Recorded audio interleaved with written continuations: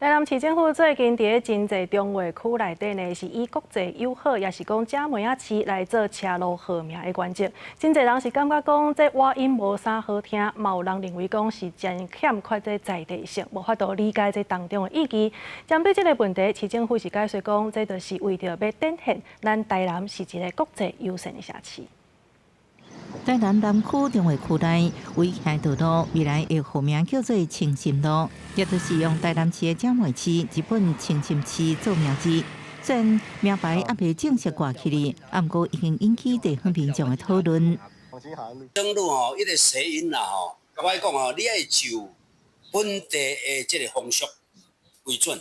地方上一开始的时候就有跟他讲说，谐音也好，或者会造成一些误解也好，所以其实跟我们市府在做一个反应呐、但是整个反应的声音好像市府没有听到嘞。当然我们支持，事实上我们真的支持人民，然后希望能够跟地方上结合起来啦。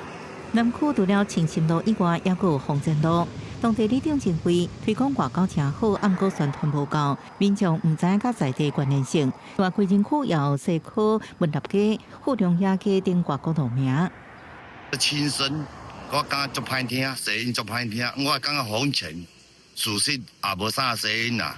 地方的名啊，有了解。我想这都代表着我们城市之间的友谊了哈，也希望因为将这些路名哈变为国际化，所以在国际上让大家看到世界的台南。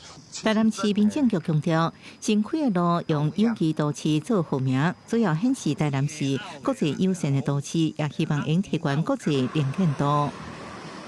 路名的由来的部分，除了地方推荐之外呢，那我们政策性的考量的部分，我们还是会以国际友好城市的名称来当做路名的部分。但是对于地方的意见部分，我们会尽量予以沟通。